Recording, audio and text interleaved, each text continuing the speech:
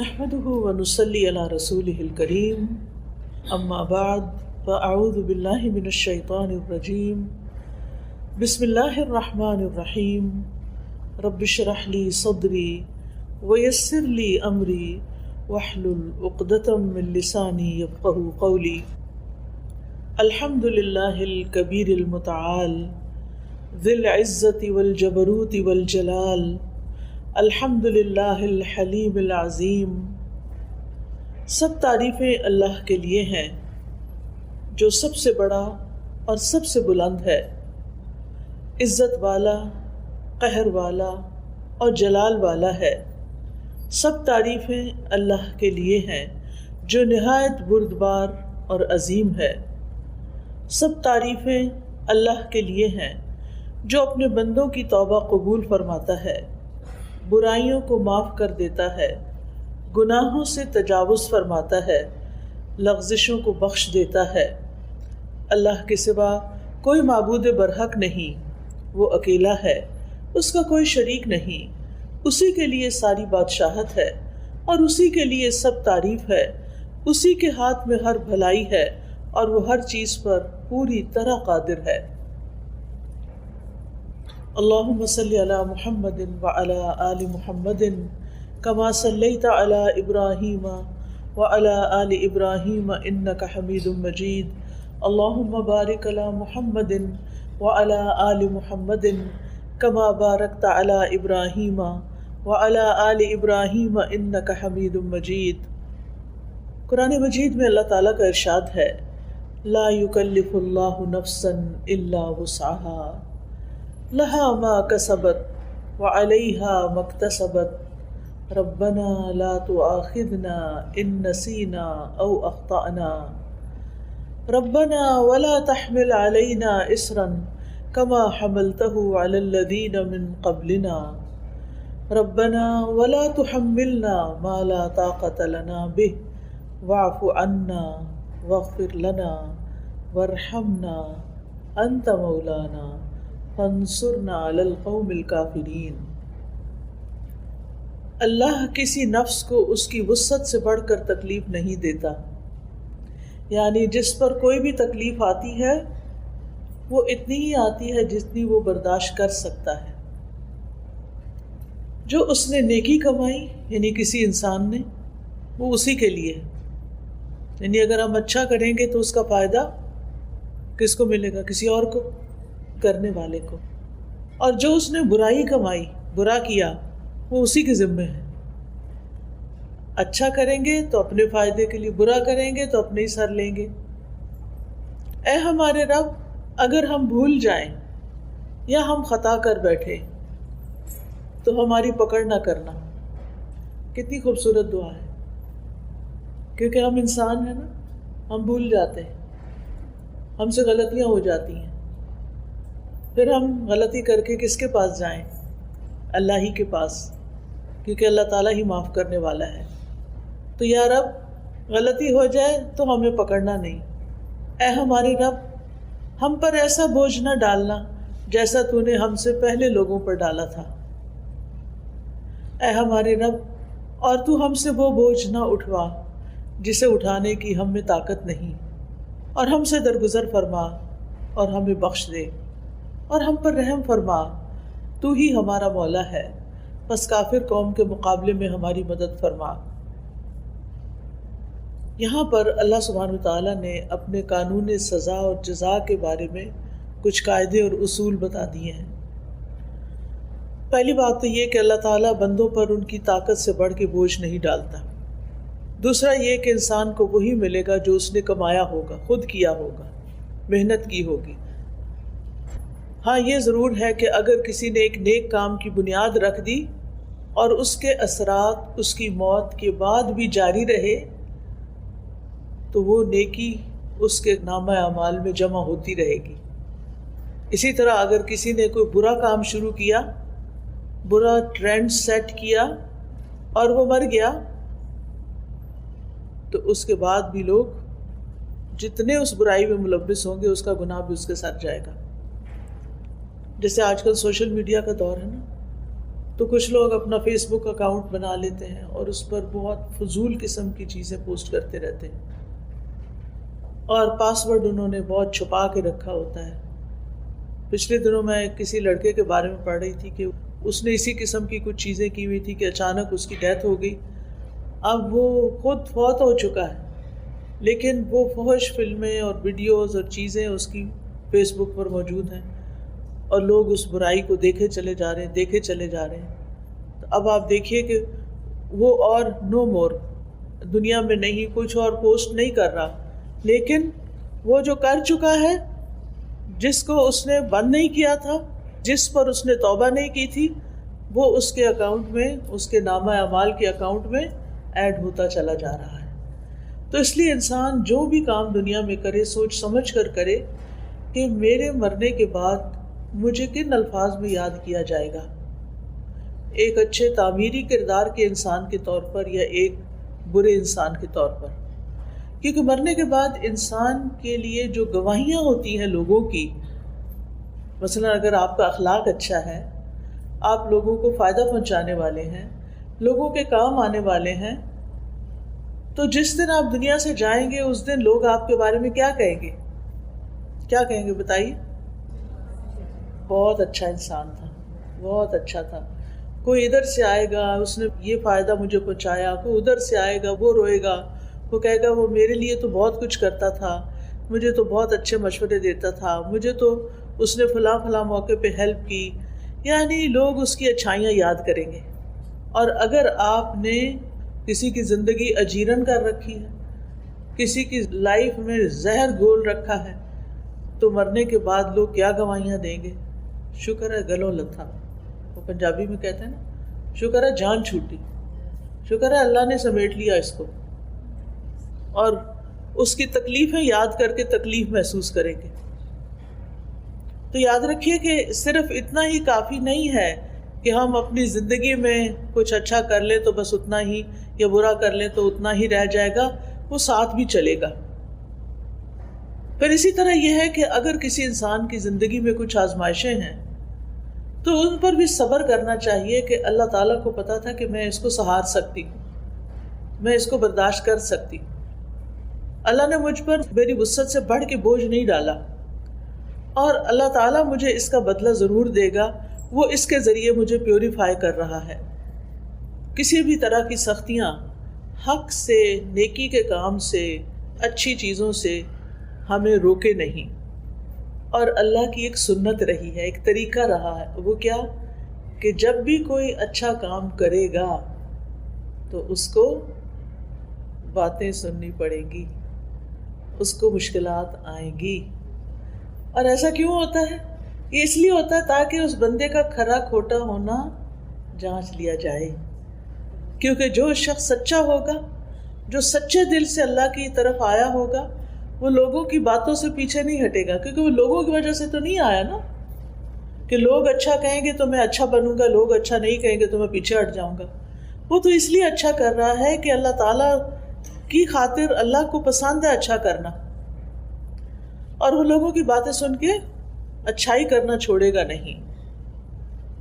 تو یاد رکھیے کہ اللہ تعالیٰ نے ہم پر جتنی بھی عبادات فرض کی ہیں، جتنے بھی ہمیں نیکی کے کام بتائے ہیں، چاہے وہ اللہ کے حقوق سے متعلق ہیں یا بندوں کے حقوق سے متعلق، وہ سارے کے سارے اتنے ہی ہیں جتنی ہماری برداشت ہے۔ ہمارے لیے 5 نمازیں فرض کی، وہ ایسا نہیں کہ ہم پڑھ نہیں سکتے تھے اور ہمارے لیے بہت ہی مشکل ہے، نہیں، اول تو 50 کی گئی تھی نا، یاد ہے نا، جب معراج پر نبی صلی اللہ علیہ وسلم تشریف لے گئے، اور جو باقی صرف 5 رہ گئی، مگر ثواب 50 کا ہی ملتا ہے۔ ہر نماز کا ثواب 10 گنا ملتا ہے، اور وہ ایک نماز کی جگہ 10 لکھی جاتی ہیں، اور یہ بھی اس امت کے لیے بہت بڑی اللہ تعالیٰ کی رحمت ہے۔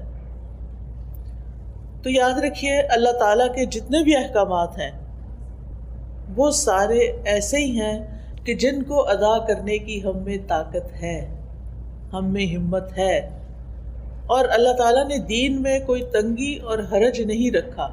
ہمارا دین آسان ہے اگر ہم عمل کرنا چاہیں، اور جو لوگ کرتے ہیں وہ بھی انسان ہی ہوتے ہیں اور وہ خوشی سے کر بھی جاتے ہیں۔ رسول اللہ صلی اللہ علیہ وسلم نے فرمایا، انما بعثت بالحنیفیۃ السمحۃ مجھے نرمی اور سہولت والی شریعت دے کر بھیجا گیا ہے۔ نبی صلی اللہ علیہ وسلم نے یہ بھی فرمایا، بے شک یہ دین آسان ہے، جو شخص دین میں سختی اختیار کرے گا تو دین اس میں غالب آ جائے گا، یعنی اس کی سختی چل نہیں سکتی، وہ زیادہ دن وہ نہیں کر سکتا۔ لہٰذا اپنے عمل میں پختگی اختیار کرو، یعنی جمے رہو، اور جہاں تک ممکن ہو میانہ روی برتو اور خوش ہو جاؤ، اور صبح، دوپہر اور شام اور کسی قدر رات میں عبادت سے مدد حاصل کرو۔ آپ دیکھیے کہ فجر کی نماز کے بعد کتنا سارا گیپ ملتا ہے ظہر تک، پھر ظہر کے بعد عصر تک، عصر کے بعد مغرب تک، عشاء تک، ایک لمبا دن ہوتا ہے۔ چھوٹے دن ہو تب بھی یعنی اللہ سبحانہ تعالیٰ نے ہم پر ایسی عبادت فرض نہیں کی کہ اس سے ہمیں فرصت ہی نہ ملے اور ہم دنیا کا کوئی کام نہ کر سکیں۔ تو اس لیے ہمیں ساری عبادات خوشی سے کرنی چاہیے، اللہ تعالیٰ کے احکامات خوشی سے قبول کرنے چاہیے، کیونکہ ان سب پر اجر و ثواب ہے، اور انسان جو کچھ کرتا ہے اس کا صلہ اس کو مل کر رہے گا۔ اور پھر آپ دیکھیے کہ بعض اوقات گناہ کرنے کے لیے بھی انسان کو محنت کرنی پڑتی۔ جو لوگ چوری کرتے ہیں وہ آسانی سے تھوڑی کرتے ہیں، اسی طرح جو لوگ اور غلط کام کرتے ہیں اس کے لیے بڑے وسیلے اختیار کرتے ہیں، لیکن چونکہ نفس اس کی طرف ہوتا ہے تو مشکل نہیں لگتا۔ نیکی کے لیے ہمارا نفس نہیں مانتا، ہمارے اندر سے وہ موٹیویشن نہیں ہوتی۔ لیکن جب آپ مثلاً حج یا عمرہ کرنے جاتے ہیں تو آپ کے اندر ایک موٹیویشن ہوتی ہے نا، وہاں جا کے اللہ کا گھر دیکھ کے اتنے سارے لوگ نماز پڑھ رہے ہوتے ہیں، ان کو دیکھ کے یہ آپ تھوڑی کرتے ہیں کہ وہاں جا کے لیٹ جائیں، آپ فوراً اٹھتے ہیں، جلدی کرتے ہیں، تھوڑا سا بھی سو کے۔ اسی طرح رمضان کا مہینہ آتا ہے تو اس میں بھی آپ دیکھیں کہ آپ کا شوق کتنا بڑھ جاتا ہے۔ تو جب شوق بڑھ جاتا ہے، ذوق بڑھ جاتا ہے تو عمل آسان ہو جاتا ہے۔ تو اس لیے انسان کو اپنے لیے کوئی نہ کوئی ایسے ٹارگٹس رکھنے چاہیے کہ جن کے ذریعے انسان کا نیکی کے کاموں میں شوق بڑھتا رہے۔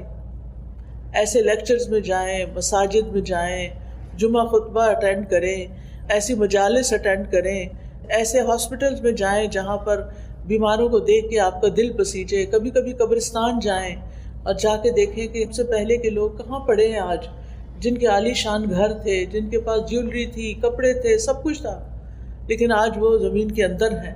تو یہ چیزیں انسان کی عبادت میں اس کے لیے موٹیویشن کا سبب بنتی ہیں۔ تو بہرحال ہمیں یہ یاد رکھنا چاہیے کہ قیامت کے دن کوئی کسی کا بوجھ نہیں اٹھائے گا، کوئی کسی کی نیکی چھین کے نہیں لے جائے گا، اور کوئی اپنی برائی اس پہ ڈال کے نہیں چلا جائے گا۔ دنیا میں تو ایسا ہوتا ہے نا کہ ہماری چیزیں بعض اوقات دوسرے لوگ نکال لیتے ہیں، چرا لیتے ہیں، لے جاتے ہیں۔ کبھی گھر کے اندر بھی ہوتے ہیں، سسرال میں بعض سسرالی لوگ ان کی چیزیں استعمال کرنا شروع کر دیتے ہیں۔ اسی طرح بعض اوقات یہ ہے کہ لوگ اپنے گھر کا کوڑا آپ کے دروازے پہ پھینک دیتے ہیں۔ یہاں تو خیر نہیں ایسی چیزیں ہوتی، لیکن جہاں ہوتی ہیں سو ہوتی ہیں۔ تو یہ اللہ تعالیٰ کا ہم پر بہت بڑا احسان ہے کہ اللہ سبحانہ تعالیٰ نے ہم پر ہماری وسعت سے بڑھ کے بوجھ بھی نہیں ڈالا، اور ہماری نیکی کو ہمارے لیے لکھا، اور ہمارے گناہ کو بھی ہمارے لیے، کسی اور پہ نہیں ڈالا، اور کسی کا ہم پہ نہیں ڈالا۔ پھر ہم دعا کرتے ہیں، ربنا لا تؤاخذنا ان نسینا او اخطانا، اللہ تو ہمیں نہ پکڑنا اگر ہم بھول جائیں یا ہم کوئی خطا کر بیٹھیں۔ یہاں پر آپ دیکھیے کہ ہم جب دعا مانگتے ہیں تو ربنا کہتے ہیں۔ رب کا مطلب کس کس کو آتا ہے؟ رب کون ہوتا ہے؟ خالق، مالک، مدبر، جس نے پیدا کیا، جو ہمارا مالک ہے، اور جو ہمارے ساری چیزوں کی تدبیر کر رہا ہے۔ ہم نے کیا کھانا ہے، کیا پینا ہے، کہاں رہنا ہے، یہ ہم تو اب ساتھ ساتھ زندگی میں یہ چیزیں ایکسپیرئنس کر رہے ہیں نا، لیکن اللہ تعالیٰ نے یہ سارا کچھ پہلے سے ہی لکھ کے رکھا ہوا تھا، پہلے سے لکھ کے رکھا ہوا تھا سب کچھ۔ جو چیزیں آج ہمیں مل رہی ہیں اللہ تعالیٰ کو پہلے سے ہی پتا تھا، تو اس نے ہمارے لیے تدبیر کی، اس نے ہمارے لیے وسائل پیدا کیے۔ تو انسان اپنے اس رب کو پکار رہا ہے کہ اے رب، تو میرا رب ہے، تو نے مجھے پیدا کیا ہے، تو نے مجھے سب کچھ دیا ہے، اب تو مجھے معاف بھی کر دے۔ تو نے مجھے رزق دیا، تو نے مجھے اولاد دی، تو نے مجھے گھر بار دیا، تو نے مجھے سب کچھ دیا، لیکن میں نے تیرا حق ادا نہیں کیا، میں نے تیرا حق ادا نہیں کیا۔ تو نے مجھے نعمتیں دی، اور میں نے جواب میں تیری ناشکری کی، تیری نافرمانی کی۔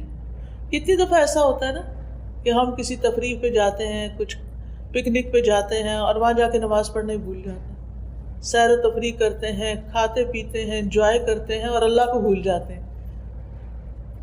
اپنے پیاروں کو تو نہیں بھولا جاتا نا، خوشی کے موقع پر پیارے تو یاد رہتے ہیں۔ آپ کوئی اچھی چیز کھا رہے ہوں تو آپ کے بچے دور ہوں تو آپ کا کیا دل چاہتا ہے؟ مائیں اکثر کیا کہتی ہیں، میرے بیٹے کو یہ پلاؤ بڑا پسند تھا، پتہ نہیں بیچارہ پڑھنے گیا ہوا ہے وہاں کیا کھاتا ہے کیا نہیں کھاتا۔ تو پیاروں کو یاد رکھتے ہیں نا خوشی کے موقع پر۔ اسی طرح جب کوئی غم اور دکھ کا وقت ہوتا ہے تو پھر کون یاد آتا ہے؟ اپنے یاد آتے ہیں۔ کوئی فوت ہو جائے تو سارے بے شک آ جائیں، یعنی آس پاس کے لوگ، لیکن جب کوئی اپنا آتا ہے تو گلے لگ کے روتا ہے انسان، اس کے ساتھ شیئرنگ کچھ اور طرح کی ہوتی ہے۔ تو اللہ تعالیٰ کے ساتھ بالکل اپنوں والا تعلق ہونا چاہیے، اللہ تعالیٰ کو قریب محسوس کرنا چاہیے، اپنا ہر خوشی اور غم اس کے ساتھ شیئر کرنا چاہیے، اس کی طرف رجوع کرنا چاہیے، نعمتیں ملنے پر شکر ادا کرنا چاہیے، تکلیف آنے پر اس سے صبر مانگنا چاہیے اور دعا کرنی چاہیے۔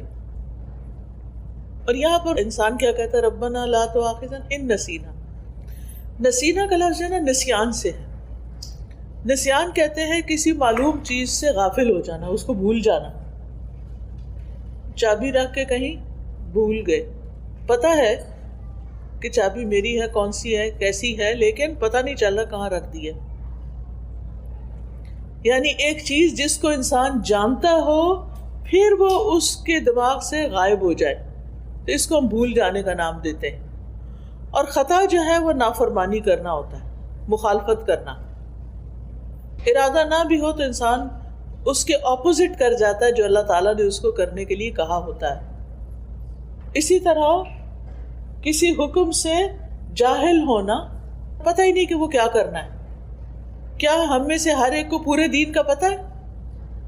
ہم سب کچھ تو نہیں جانتے نا، لیکن ہماری زندگی میں ایسی سچویشنز آتی ہیں کہ ہمیں کرنا کچھ اور چاہیے، ہم کچھ اور کر بیٹھتے ہیں، ہے نا ایسا؟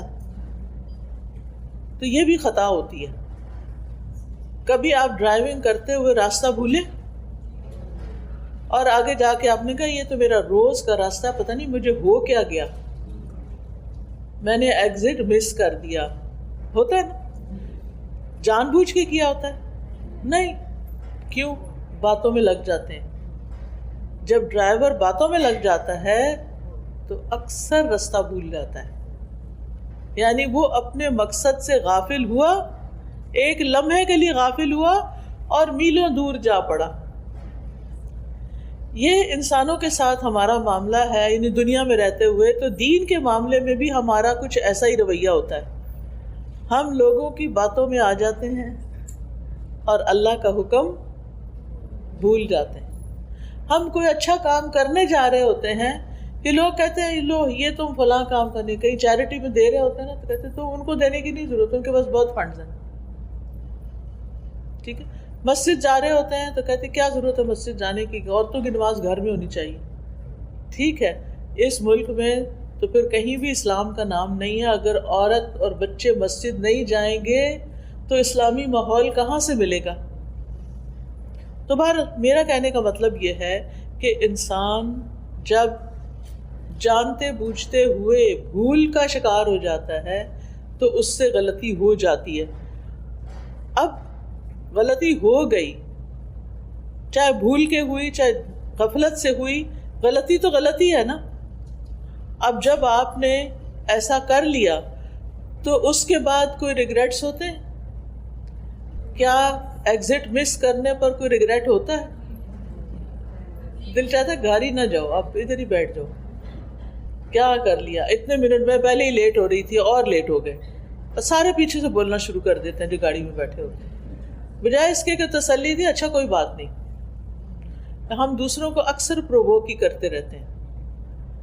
خاص طور پہ میں خواتین سے کہوں گی کہ بچوں کی تربیت میں بڑے صبر و تحمل سے کام لیں۔ آپ گھر میں ایک سینٹرل رول پلے کرتے ہیں، آپ کے اوپر آپ کے ہسبینڈ ہیں، ہسبینڈ کے اوپر ان کا باس ہے، آپ کے نیچے آپ کے بچے ہیں اور بچوں کے بھی لیولز ہیں، ایک بچہ، پھر اس سے چھوٹا بیٹا ہے، پھر بیٹے سے چھوٹی بیٹی ہے، بیٹی سے چھوٹا پھر بیٹا ہے. آپ کہاں کھڑے ہیں؟ بیچ میں کھڑے ہیں نا. اگر آپ اسٹرانگ ہوں گے، آپ کے ریئیکشنز اچھے ہوں گے، تو گھر کا ماحول بڑا خوبصورت ہوگا. اب ہوتا کیا ہے، باس نے کیا کیا، میاں کو، آپ کے ہسبینڈ کو کچھ کہہ دیا، اس کو چڑھ گیا غصہ.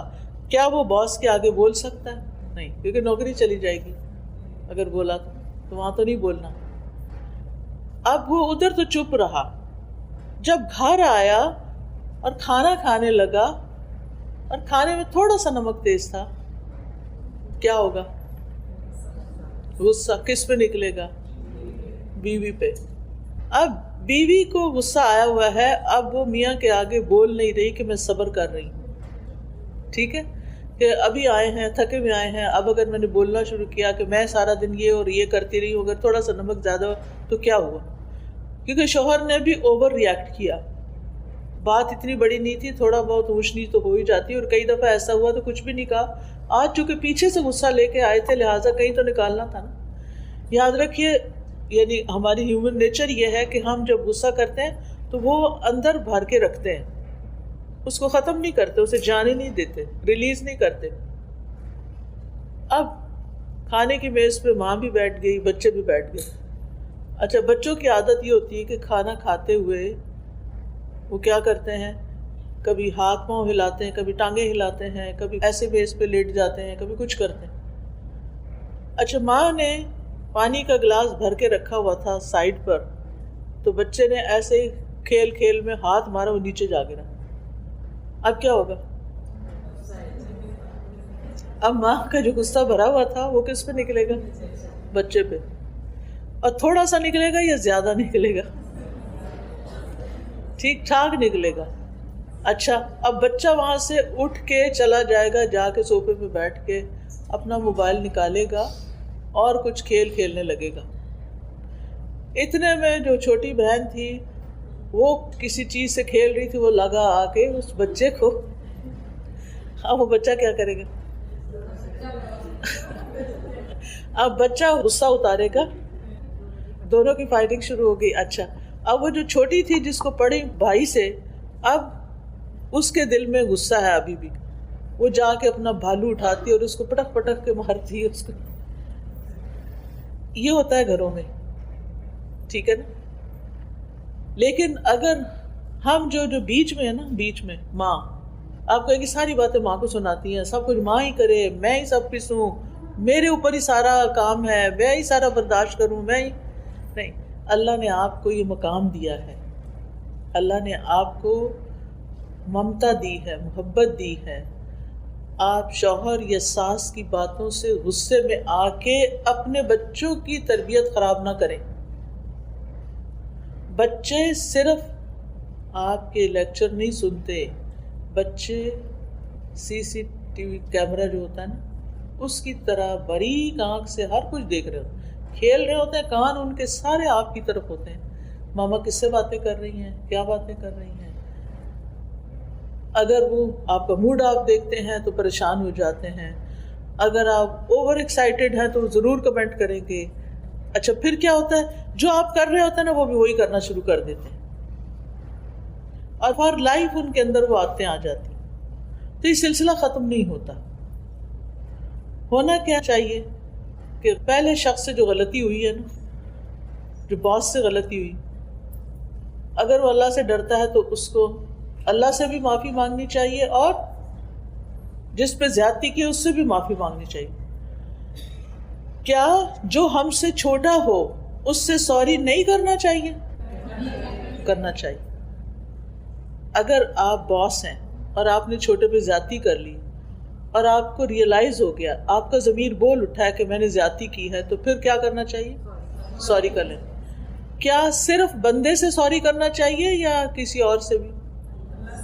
یس، بندے سے تو آپ نے سوری کر لیا، اللہ سے بھی کرنا ہے، کیونکہ آپ نے ایک انسان کو ناحق تکلیف پہنچائی ہے.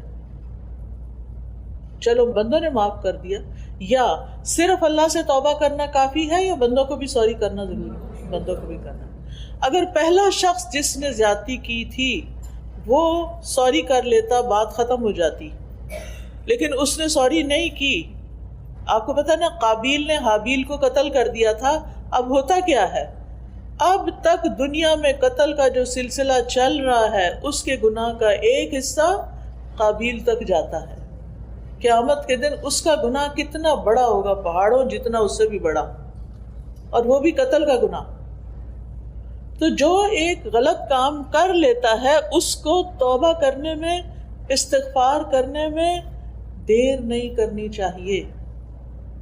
اچھا چلیں اس باس نے تو سوری نہیں کی، لیکن آپ کے ہسبینڈ نے جو آپ کے ساتھ زیادتی کی، چلے آئے تھے، غصہ تھا، کھانا شروع کیا، غصہ نکالا، پھر تھوڑی دیر میں نارمل ہو جانا چاہیے تھا نا، تاکہ بچے جو ہیں وہ ٹیبل پر بیٹھ کر پریشان نہ ہوں.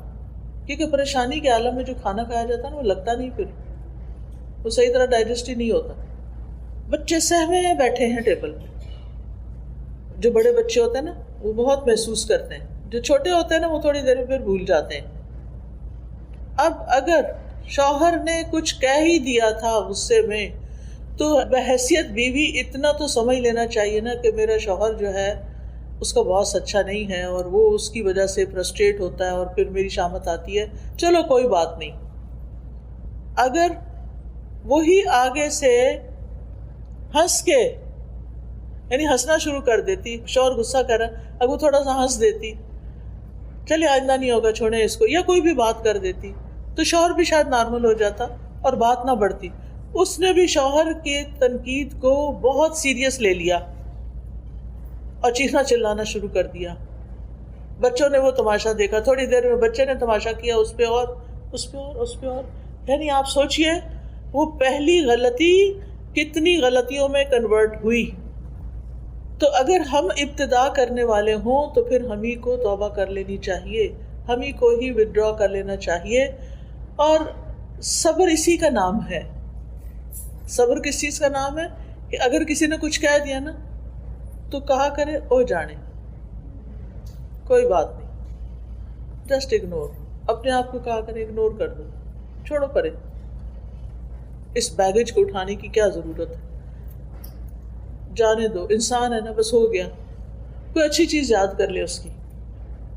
جن انسانوں کے ساتھ آپ کی روزمرہ ڈیلنگ ہوتی ہے آپ کو چاہیے کہ آپ ان کی خوبیاں ٹپس پر یاد رکھیں کہ ان کے اندر یہ اور یہ اور یہ خوبی ہے، تاکہ جس وقت وہ کوئی خرابی کرے تو آپ کیا کریں، فوراً گردان پڑھ لیں، ان کے اندر یہ اور یہ اور یہ خوبیاں ہیں.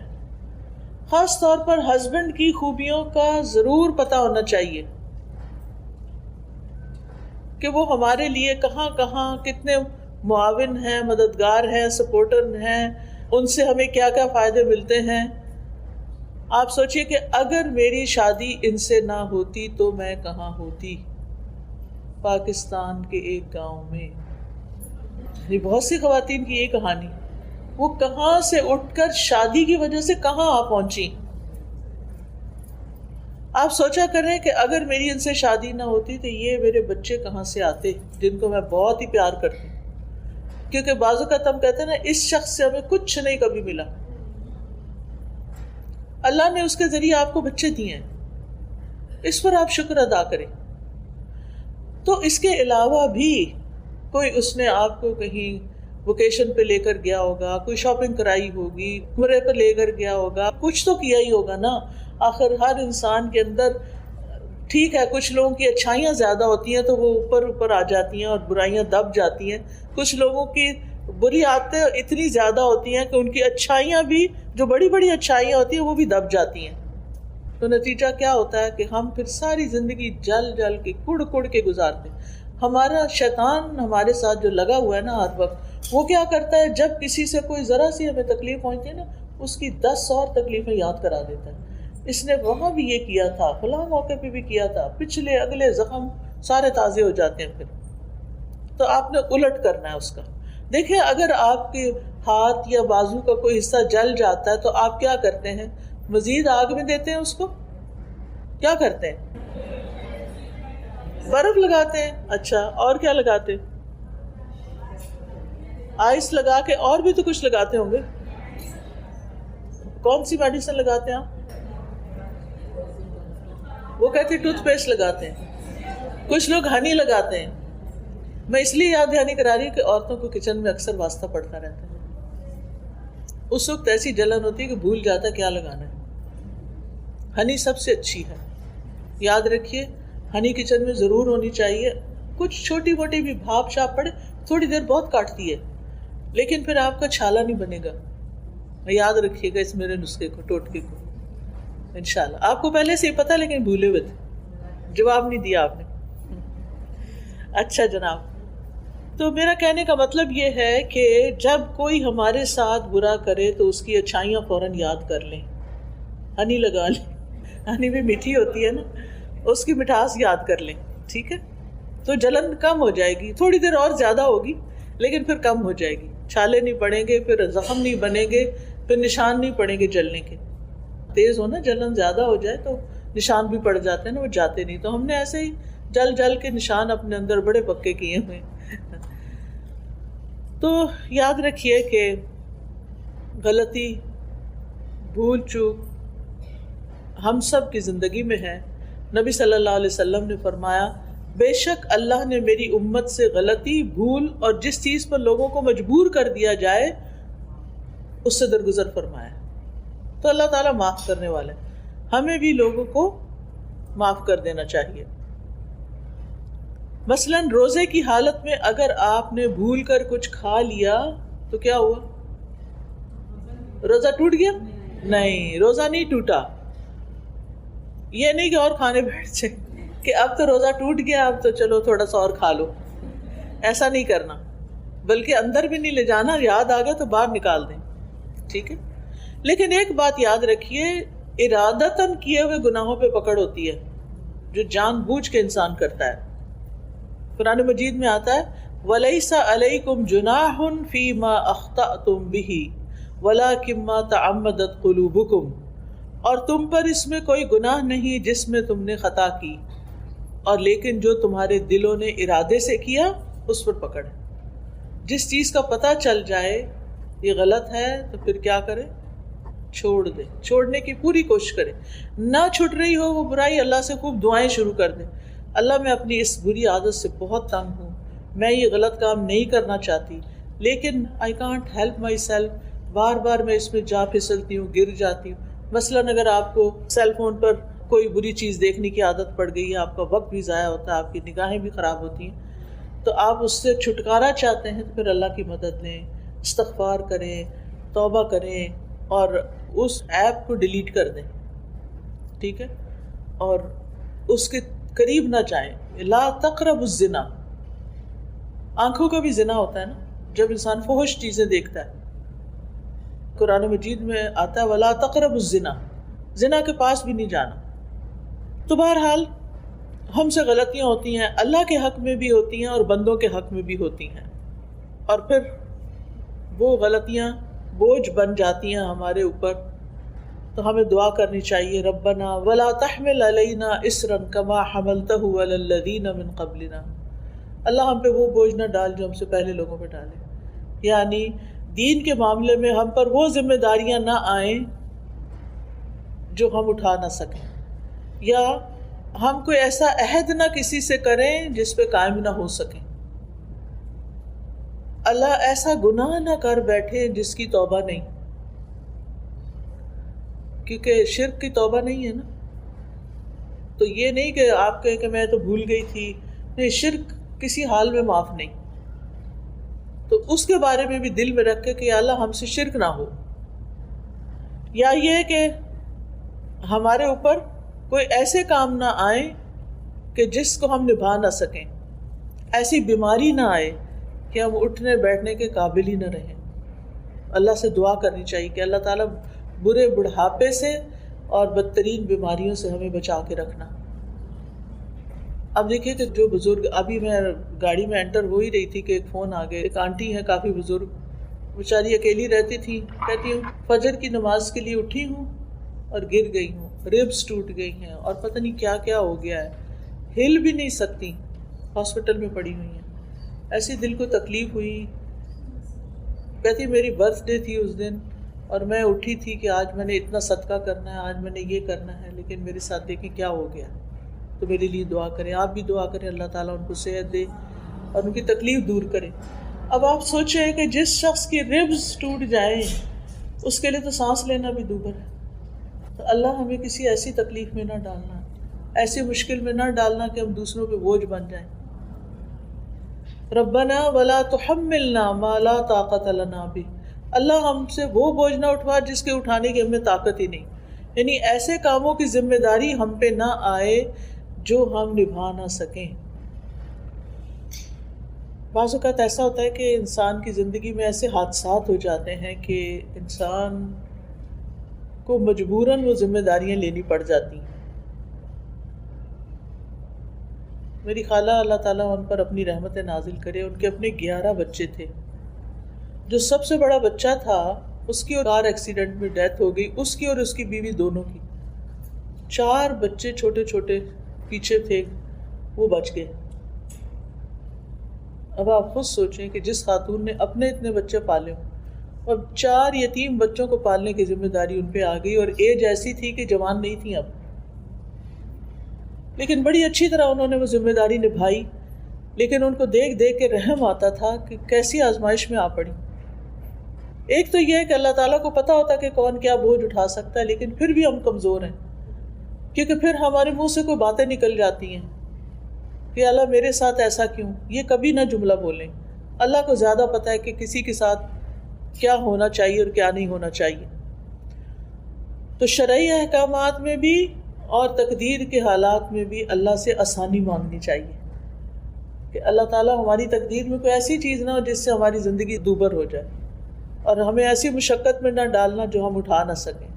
واعف عنا واغفر لنا وارحمنا، کتنی خوبصورت دعا ہے.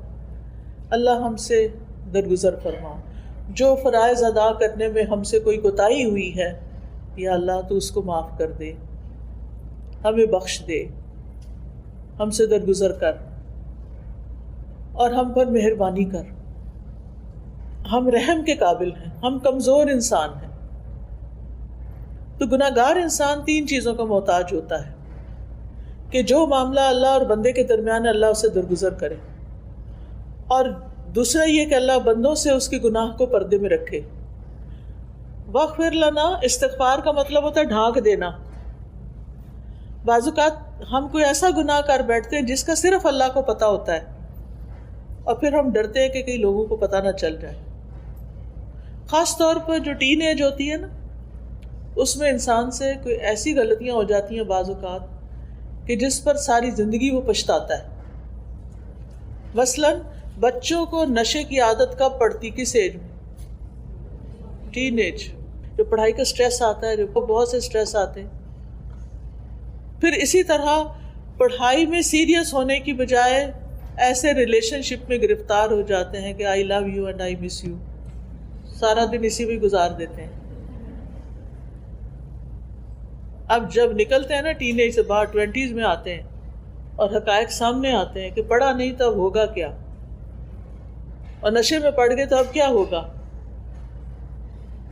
تو پھر اس وقت انسان سخت پریشان ہوتا ہے. یہ دعا اپنے بچوں کو بھی سکھا دیں، چھوٹے چھوٹے بچوں کو بھی.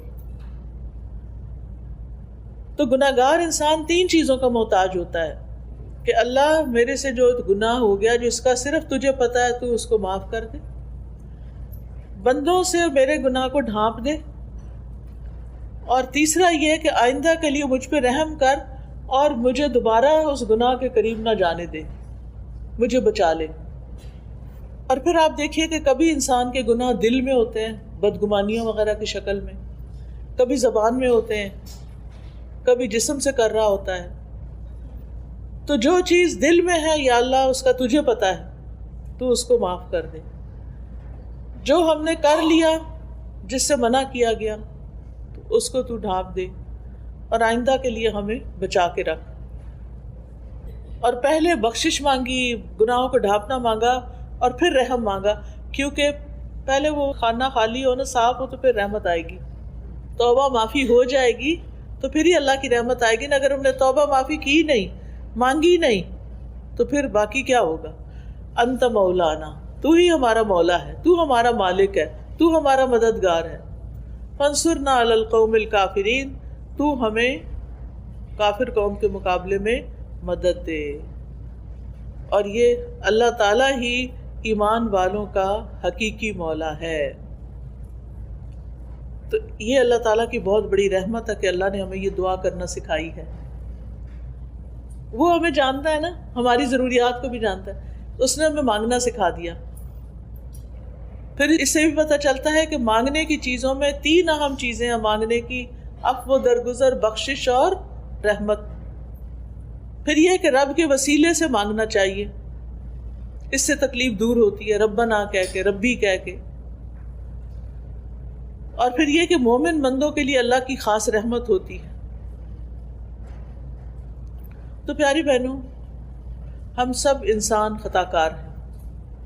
حدیث میں آتا ہے ہر انسان خطا کار ہے، اور بہترین خطا کار وہ ہیں جو توبہ کرتے ہیں۔ تو ہم سب کو توبہ استغفار کی ضرورت ہے۔ مومن سے بھی گناہ ہو جاتا ہے، متقی انسان سے بھی ہو جاتا ہے، پارسا، محسن، اعلیٰ درجے کے نیک انسان سے بھی غلطی ہو جاتی۔ کوئی انسان غلطی سے پاک نہیں۔ پیغمبر معصوم ہوتے ہیں، ہم معصوم نہیں، ہم سے غلطیاں ہوتی ہیں۔ نبی صلی اللہ علیہ وسلم نے فرمایا ہر مومن سے کوئی نہ کوئی ایسا گناہ ہو جاتا ہے جس کو وہ اکثر کر لیتا ہے، یا کوئی ایسا گناہ ہوتا ہے جس پر وہ قائم رہتا ہے، چھوڑ نہیں پاتا، اور اس کو چھوڑ نہیں سکتا حتیٰ کہ دنیا سے چلا جاتا ہے۔ کچھ عادتیں بن جاتی ہیں نا۔ بعض اوقات میں اتنی حیران ہوتی ہوں کہ ہم اتنی زیادہ زبان کی حفاظت کے بارے میں باتیں پڑھتے ہیں، لیکن جب میں لوگوں کا عملی رویہ دیکھتی ہوں تو وہ کوئی حفاظت نہیں کر رہے ہوتے۔ جو فضول بات، ہر بات میں کچھ نہ کچھ بولنا، خاموشی کی تو عادت ہی نہیں نا۔ تو میں سوچتی ہوں انہوں نے کبھی لیکچر کوئی سنا بھی ہے کہ نہیں، یعنی وہ اپنی بری عادتوں سے باز نہیں آتے، دوسروں کو تکلیف دینے سے باز ہی نہیں آتے، ان کی سرشت میں پڑا ہوا ہوتا ہے چبھتی ہوئی باتیں کرنا۔ ہم اگر تانے شانے نہ دیں تو ہمارا گزارا نہیں، کیا فرق پڑتا ہے؟ ضروری تو نہیں کہ ہر وقت دوسروں کو نصیحت کرتے رہیں، کوئی ضروری ہے؟ ایک شخص مسجد نبوی میں پیشاب کر رہا تھا، صحابہ دوڑے کہ اس کو ماریں، اس کو روکیں۔ آپ نے کہا تم رک جاؤ، اب وہ کر رہا ہے نا، کرنے دو، کیونکہ اگر وہ سال میں دوڑ پڑتا تو ایک جگہ کر رہا تو ساری مسجد خراب ہوتی۔ تو بعض اوقات اتنی سی بات ہوتی ہے، چھوٹی سی، اور ہماری بد اخلاقی اس برائی کو بہت بڑا بنا دیتی ہے، اور اس کے اثرات دور دور تک چلے جاتے ہیں۔ تھوڑا سا ٹنگ کو کنٹرول کر لیں، ہر چیز میں کمنٹ نہیں دیا کریں، ہر چیز میں اظہار خیال نہ کیا کریں، ہر چیز میں اپنی رائے دینے نہ بیٹھ جایا کریں۔ آپ اپنے آپ کو کیا سمجھتے ہیں؟ مجھے تو کبھی یہ سمجھ نہیں آتا کہ ہم کیا سمجھتے ہیں کہ ہم کون ہیں۔ ہم عالم ہیں، ہم مفتی ہیں، ہم مربی، ہم کون ہیں؟ ہم تو ایک عام انسان ہیں۔ ہمیں حق نہیں پہنچتا کہ ہم ہر وقت ٹوکا ٹوکی کرتے رہیں۔ کئی بزرگوں نے گھر میں لوگوں کی زندگی حرام کی ہوئی ہوتی ہے، معذرت کے ساتھ۔ ان کے اپنے بچے ان کو چھوڑ کے بھاگنے کے لیے تیار ہوتے ہیں کہ کس دن ہماری کہیں اور جاب ہو اور ہم موو آؤٹ کریں۔ تو یہ سب کچھ کیا ہے؟ یہ ہمارے رویے ہیں کہ لوگ ہمارے ساتھ کمفرٹیبل نہیں ہوتے، لوگ ہمارے ساتھ رہنا نہیں چاہتے، کیونکہ ہم لوگوں کو اپنے رویوں سے بیزار کر دیتے ہیں۔ تو حدیث میں آتا ہے من صمت نجا، جو خاموش رہا، چپ رہا، اس نے نجات پائی۔ بعض اوقات کوئی دنیا کے کسی حصے کی طرف کی بات کر رہا ہوتا ہے، فلاں ملک میں یہ ہو گیا، اب ہم نے کوئی کمنٹ کرنا ہوتا ہے، انہوں نے کیا ہوگا نا کچھ خرابی، آ گیا نا ان پہ عذاب۔ بھائی کس نے آپ کو بتایا؟ آپ نے اللہ کا فیصلہ جان لیا کہ اللہ نے ان کو اس امتحان میں کیوں ڈالا؟ تو ہر بات بے بات پر نہ بولا کریں، خاموش رہنا بھی سیکھیں۔ اور بزرگوں کو خاص طور پہ میں کہوں گی، میں نہیں کہتی کہ بچوں کو کھلی چھوٹ ہے جو مرضی چاہیں، بچوں کے اندر بھی آپ دیکھیں بچے بدتمیزی سے بات کرتے ہیں، ہم ہنستے ہیں۔ آج کل کے بچے بڑے ہوشیار ہیں، آج کل کے بچے بڑے اسمارٹ ہیں، آج کل کے بچے بڑے کانفیڈنٹ ہیں، ایسے ایسے تعریفی جملے بول کے ان کی بدتمیزیوں کو ہم نے ملٹی پلائی کر دیا. تو بچوں کو بھی شے نہ دیں، جو غلط بات ہو اس کو چپ رہے، بالکل نہ ہنسیں، بالکل خاموش رہیں، صرف اپنی خاموشی سے بتائیں کہ مجھے یہ بات پسند نہیں آئی جو تم نے اپنی دادی کو کہی ہے یا تم نے اپنی نانی کو کہی ہے. کیونکہ بعض اوقات وہ ان کو بدتمیزی سے کہہ رہے ہوتے ہیں، نانی آپ تو یہ کہہ رہی تھی، اب آپ یہ خود کر رہی ہیں. تو اس طرح کی چیزیں جو ہیں ان کو شے نہیں دینی چاہیے. تو بہرحال کچھ عادتیں بڑی مشکل سے جاتی، اس کے لیے اللہ تعالیٰ سے دعا کرنی چاہیے. نبی صلی اللہ علیہ وسلم نے فرمایا مومن کو اس حال میں پیدا کیا گیا ہے کہ وہ فتنوں میں گرنے والا، توبہ کرنے والا اور بھولنے والا ہوتا ہے. یعنی باتوں کو بھلا دیتا ہے جو غلط قسم کے لوگوں کے رویے ہوتے ہیں. جب اسے نصیحت کی جاتی ہے تو وہ واعظ اور نصیحت قبول کرتا ہے، یعنی مان جاتا ہے بات کو، ریزسٹ نہیں کرتا. پھر یہ یاد رکھیے کہ غلط کام، غلط باتیں، زبان کی غلطیاں یہ جہنم میں لے جانے کا سبب بنتی ہیں. گناہ ذلت کا سبب بنتے ہیں. صغیرہ گناہ بھی، چھوٹے چھوٹے گناہ بھی بندے کو ہلاک کر دیتے ہیں. گناہوں کا ایک بوجھ ہوتا ہے جو قیامت کے دن لوگ اپنی پیٹھ پہ اٹھائے ہوئے ہوں گے. اس لیے ہمیشہ گناہوں سے معافی مانگتے رہنا چاہیے، کیونکہ جو گناہ کرنے کے بعد توبہ کرے گا اللہ تعالیٰ اس کو بخش دے گا، کیونکہ اللہ تعالیٰ غفور الرحیم ہے، بڑا بخشنے والا ہے. وہ دن اور رات توبہ قبول کرتا ہے. انبیاء بھی استغفار کرتے تھے. یہ بتائیے کہ نبی صلی اللہ علیہ وسلم دن میں کتنی بار استغفار کرتے تھے؟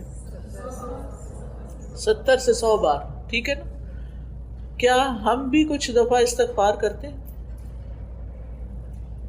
ہم میں سے ہر بہن کو کم از کم 100 دفعہ یہ تسبیح ضرور پڑھنی چاہیے، استغفر اللہ و اتوب الیہ، استغفر اللہ و اتوب الیہ. ایک تسبیح لازماً ہر روز کیا کریں. کیوں؟ اس لیے کہ اگر نبی صلی اللہ علیہ وسلم جو معصوم تھے وہ 100 دفعہ استغفار کرتے تھے تو ہمیں نہیں کرنی چاہیے. ابراہیم علیہ السلام نے کیا دعا کی تھی؟ والذی اطمع ان یغفر لی خطیئتی یوم الدین. وہ ذات جس سے میں توقع رکھتا ہوں کہ قیامت کے دن وہ میری خطائیں معاف کر دے گا. موسیٰ علیہ السلام نے کیا کہا تھا؟ کسی یاد ہے موسیٰ علیہ السلام کی توبہ کی دعا؟ جب ان سے وہ ایک شخص قتل ہو گیا تھا غلطی سے، رب انی ظلمت نفسی فاغفر لی فغفر لہ انہ هو الغفور الرحیم. یونس علیہ السلام نے کون سی دعا کی تھی؟ شابش. داؤد علیہ السلام نے رب اوزعنی ان اشکر نعمتک التی، اور پھر وظن داؤد انما فتناہ فاستغفر ربہ، استغفار کیا تھا انہوں نے. نوح علیہ السلام نے اپنی قوم سے کہا تھا کہ لوگوں استغفار کرو، اللہ بڑا معاف کرنے والا ہے، آسمان سے وہ بارشیں برسائے گا، تمہیں مال اور بیٹے دے گا اور تمہارے لیے نہریں جاری کر دے گا. یہ استغفار کے فائدے ہیں. معافی مانگنے سے یہ کچھ ملتا ہے. آپ کی زندگی میں کسی بھی چیز کی کمی ہے نا، کوئی بھی آپ کا پرابلم ہے، آپ استغفار شروع کر دیں، اللہ تعالیٰ اس مسئلے کو حل کر دیں گے. گناہوں سے توبہ کریں. تمام لوگوں کو استغفار کا حکم ہے، اور ایمان والوں کی تو خاص صفت ہے وبالاسحار هم یستغفرون، کہ وہ سحری کے وقت استغفار کرتے ہیں. اور جو اللہ سے معافی کی امید رکھتا ہے اللہ تعالیٰ اس کو معاف کر دیتا ہے. اور بخشش مانگنے والے کے لیے اللہ کا وعدہ ہے کہ جب تک بندہ معافی مانگتا رہے گا اللہ تعالیٰ بھی اس کو معاف کرتا رہے گا. ہر بار گناہ کرنے پر سچی توبہ کرتے رہنا چاہیے، شرمندگی سے معافی مانگتے جانا چاہیے، اور جو استغفار کرے گا اللہ تعالیٰ اس کی بخشش فرما دے گا. حدیث میں آتا ہے رسول اللہ صلی اللہ علیہ وسلم نے فرمایا ہمارا رب تبارک و تعالی ہر رات کو اس وقت آسمان دنیا پہ آتا ہے جب رات کا آخری تہائی حصہ رہ جاتا ہے. وہ کہتا ہے کوئی جو مجھ سے دعا کرے تو میں اس کی دعا قبول کر لوں، ہے کوئی جو مجھ سے مانگے تو میں اسے عطا کروں، ہے کوئی جو مجھ سے بخشش طلب کرے تو میں اس کو بخش دوں. کتنی بڑی بات ہے. اللہ تعالیٰ خود بلاتے ہیں آؤ بخشش مانگو، میں معاف کر دوں گا. ہماری بعض نعمتوں کے راستے میں ہمارے گناہ رکاوٹ ہوتے ہیں، ان سے معافی مانگ لیں تو وہ نعمتیں واپس آ جاتی ہیں. بڑے سے بڑا گناہ استغفار سے معاف ہو جاتا ہے، اور توبہ انسان کو گناہوں سے پاک کر دیتی ہے۔ استغفار دلوں کی صفائی کا ذریعہ ہے۔ گناہ سے دل پہ سیاہ نقطہ لگتا، پھیل جاتا، دل کالے ہو جاتے ہیں، استغفار ان کو چمکا دیتا ہے۔ استغفار سے برائیاں نیکیوں میں بدل جاتی ہیں، اللہ کی رحمت ملتی ہے، اللہ کی محبت ملتی ہے، کامیابیاں نصیب ہوتی ہیں، اچھا سامان زندگی ملتا ہے، رزق، مال اور اولاد میں اضافہ ہوتا ہے، انسان کو خیر و برکت اور طاقت نصیب ہوتی ہے۔ کچھ بیماریوں کا علاج بھی استغفار ہے۔ پھر سینے کی تنگی دور ہوتی ہے، دل کی گھٹن، ڈپریشن، اس کا علاج بھی استغفار ہے۔ بندے کی حالت بہتر ہونے لگتی ہے۔ اللہ کا عذاب نہیں آتا جب تک بندہ استغفار کرتا ہے۔ قیامت کے دن وہ شخص اپنا نامہ اعمال دیکھ کے خوش ہو جائے گا جس میں ڈھیروں ڈھیر استغفار ہوگا۔ استغفار جنت میں داخلے کا ذریعہ ہے۔ تو کرنے کے کام کیا ہیں؟ کرنا کیا ہے؟ کثرت سے استغفار کرنا ہے۔ روزانہ کتنی بار؟ 100 بار۔ نبی صلی اللہ علیہ وسلم تو ایک ایک مجلس میں 100 بار کر لیتے تھے۔ اگر ہم سارے دن میں بھی 100 بار کر لیں تو بڑی بات ہے۔ پھر امید رکھ کے بخشش مانگنی ہے۔ یہ نہیں کہنا ہے پتہ نہیں میرے تو گناہ اتنے زیادہ معاف ہوں گے کہ نہیں، یہ نہیں کہنا۔ یہ سوچنا ہے اللہ معاف کرنے والا ہے، اللہ مجھے معاف کر دے گا۔ پھر گناہ ہو جائے تو انتظار کرنا ہے کہ 80 سال بعد حج پہ جائیں گے تو توبہ کریں گے، فوراً توبہ کرنی ہے۔ کھلا گناہ ہو تو کھلی توبہ، چھپا گناہ ہو تو چھپ کے توبہ، اور سچی توبہ۔ سچی توبہ کا مطلب یہ ہے کہ انسان پکا ارادہ کرے کہ میں نے دوبارہ نہیں اس گناہ کی طرف آنا۔ پھر یہ ہے کہ شرمندہ ہونا اور آئندہ نہ کرنے کا وعدہ کرنا اور گناہوں سے ڈرتے رہنا۔ جو شخص دنیا میں اپنے گناہوں سے ڈرتا ہے، قیامت کے دن اللہ تعالیٰ اس کا ڈر نکال دیں گے، اس کا ڈر ختم ہو جائے گا۔ لہٰذا پیاری بہنوں، آج کا میرا میسج آپ کے لیے یہی تھا، اور اپنے لیے بھی، کہ اپنی غلطیوں پر معافی بھی مانگنی ہے اور اصلاح بھی کرنی ہے، اور اللہ تعالیٰ سے مدد مانگتے رہنا ہے، ٹھیک ہے نا؟ اس کے لیے ایک کارڈ ہے استغفار کے فائدے۔ یہ دیکھیں، یہ کارڈ ہے، انگلش اور اردو ترجمے کے ساتھ ساتھ دیکھ کے ادھر ہی رکھ دیں، ٹھیک ہے؟ اس میں ہم نے ساری استغفار کی دعائیں لکھی ہوئی ہیں۔ اگر آپ دن میں ایک دفعہ یا ہر جمعے کو بیٹھ کے آخری گھڑیوں میں دعائیں قبول ہوتی ہیں، اس وقت پڑھ لیں، سحری کے وقت پڑھ لیں۔ یہ آپ میں سے ہر ایک کے پاس ہونا چاہیے۔ اب مجھے نہیں پتا کہ ہر ایک کو پورا آئے گا کہ نہیں، لیکن ایک کتاب ہے ایاک نستعین، ہے آپ کے پاس؟ اس کے اندر بھی لکھا ہوا ہے استغفار، ٹھیک ہے؟ اس میں حفاظت کی دعائیں بھی ہیں، انگلش کی بھی ہے اور یہ اردو کی بھی ہے۔ اس کے علاوہ ہمیں ہر وقت کنفیوژن رہتی ہے، یہ کام کریں کہ نہ کریں، یہ رشتہ آیا اب کیا کریں، کبھی اس سے مشورہ کرتے کبھی اس سے۔ سب سے پہلے اللہ تعالیٰ سے مشورہ کریں، استخارہ۔ یہ کارڈ بھی ہر گھر میں ہونا چاہیے۔ پھر بہت سے لوگ بیمار ہیں، دعا کر دیں، کوئی دوسرے تو کریں گے، آپ خود بھی کریں، یہ آیات شفا ہیں۔ اچھا، بعض لوگوں کی بیماری ڈائگنوز نہیں ہوتی، ڈاکٹرز کہتے ہیں آپ کو کچھ بھی نہیں، لیکن آپ کہتے ہیں میں ٹھیک نہیں۔ ایسا ہوا کبھی؟ ہوتا ہے، ہر ایک کے ساتھ ہی تھوڑا بہت ہوتا ہے۔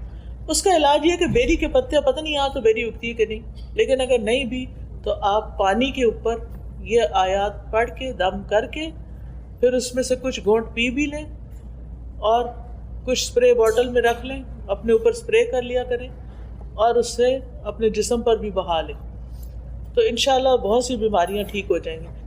بیری کے پتوں کو ابال کے ایک تسلے میں مٹھی بھر ابال کے جب ان کا رنگ نکل آئے، پھر اس کو ٹھنڈا کر کے اس کے اوپر یہ ساری آیات شفا پڑھ کے، اور پھر اس کو مریض کو تھوڑے سے گھونٹ پلائے بھی اور اس کے جسم پر بہائیں بھی، پورا نہا کے شیمپو وغیرہ کر کے، آخر میں لوٹے میں یا باٹل میں ڈال کے پھر اپنے سارے جسم پر مل کے۔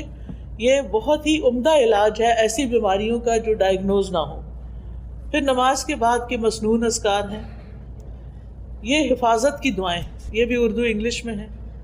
آپ دیکھیے کہ پتہ نہیں $2 کی، یہ $3 کی ہیں، لیکن اس سے آپ کے کتنے ہزاروں ڈالر بچ سکتے ہیں اگر اللہ تعالیٰ آپ کو پروٹیکشن دے۔ یہ دعائیں جو ہیں مومن کا ہتھیار ہوتی ہیں، قلعہ ہوتی ہیں۔ پھر اسی طرح تسبیحات کے فائدے انگلش میں ہیں۔ یہ لا الہ الا اللہ کا کارڈ ہے، آپ کے ساتھ اگر نان مسلم کام کرتے ہیں تو آپ ان کو یہ کارڈ دے سکتے ہیں کسی بھی موقع پر، تاکہ ان کو پتہ چلے کہ اللہ کے سوا کوئی الہ نہیں۔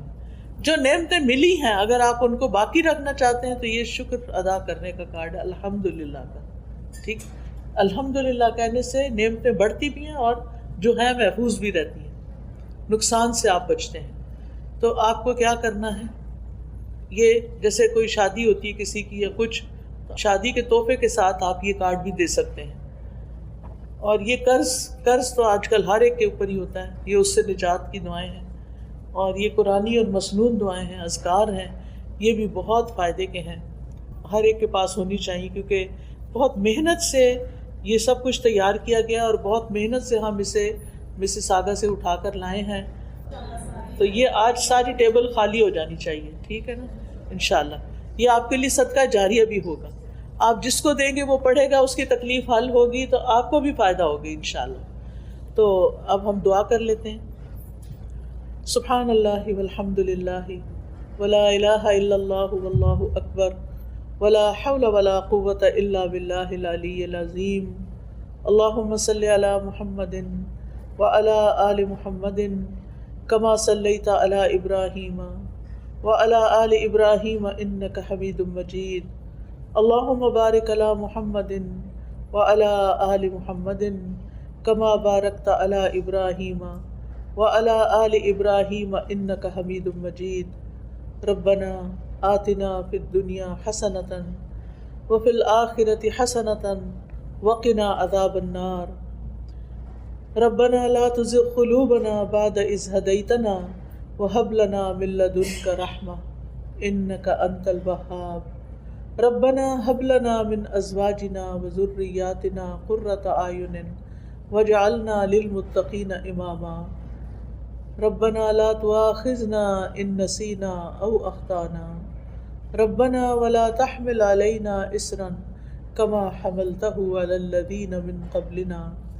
ربنا ولا تحملنا ما لا طاقة لنا به واعف عنا واغفر لنا وارحمنا أنت مولانا فانصرنا على القوم الكافرين۔ یا اللہ، یا رحمان، یا رحیم، یا کریم، یا ذا الجلال والاکرام، یا اللہ تو ہم سب پر اپنی رحمت نازل فرما، تو ہم سب کو بخش دے، ہمارے گناہوں کو معاف کر دے، ہمارے بوجھ ہم سے دور کر دے، ہماری برائیاں ہم سے دور کر دے، ہمیں اچھا اخلاق عطا فرما، ہمیں ہر طرح کی نیکیوں میں دوڑ لگانے کی توفیق دے اور ساری برائیاں چھوڑنے کی توفیق دے۔ اللہ ہمیں بھی، ہمارے گھر والوں کو، ہمارے بچوں کو ہدایت دے، ان کی نسلوں کو بھی ایمان پر قائم رکھنا۔ یا اللہ جتنی بہنیں آئی ہیں، ان کی جو دعائیں ہیں، ان کی جو نیک تمنائیں ہیں، اللہ ان کو پورا فرما۔ یا اللہ تو ہم سب پر اپنی رحمت نازل فرما۔ یا اللہ ہمارے گناہوں کو معاف کر دے، ہماری ساری ضروریات پوری کر دے۔ یا اللہ جن کا ہم پر احسان ہے انہیں بہترین جزا دے، جنہوں نے اس مجلس کا اہتمام کیا ہے اللہ ان کو اس کی بہترین جزائے خیر دے، اور جو بہنیں آئی ہیں ان کو آنے پر یا اللہ بخش دے۔ یا اللہ ہم سب کو نیکی کا امبیسڈر بنا دے اور برائیوں سے بچا لے۔ اللہ ہمارے بچوں کو رزق حلال عطا فرما، اللہ ان کی مشکلات آسان فرما۔ یا اللہ جن کی شادی نہیں ہوئی انہیں نیک رشتے عطا فرما۔ یا اللہ جن کی اولاد نہیں انہیں نیک صالح اولاد عطا فرما۔ یا اللہ فلسطین کے مسلمانوں پر اپنی رحمت فرما، اللہ ان کی مشکل آسان کر دے، اللہ ان کی حفاظت کر دے۔ یا اللہ ہمیں ان کے لیے کچھ کرنے کی توفیق دے۔ یا اللہ ہمارے گناہوں کو معاف کر دے۔ یا اللہ اس مسجد میں خیر و برکت پیدا کر دے، اس مسجد کی انتظامیہ کو جزائے خیر عطا کر۔ یا اللہ جتنی بہنیں آئی ہیں، جنہوں نے بھی سنا ہے، جو بھی سننے والے ہیں، سب کو اجر عظیم عطا فرما۔ ہمارے والدین پر اپنی رحمت فرما، ہمارے فوت شدگان کی بخشش فرما دے، ہمیں نیکیوں کی توفیق دے۔ ربنا تقبل منا انک انت السمیع العلیم وتب علینا انک انت التواب الرحیم وصلی اللہ تعالی علی خیر خلقہ محمد وعلی آلہ واصحابہ واہل بیتہ اجمعین برحمتک یا ارحم الراحمین الہی آمین۔ سبحانک اللہم وبحمدک اشہد ان لا الہ الا انت استغفرک واتوب الیک۔ السلام علیکم ورحمۃ اللہ وبرکاتہ۔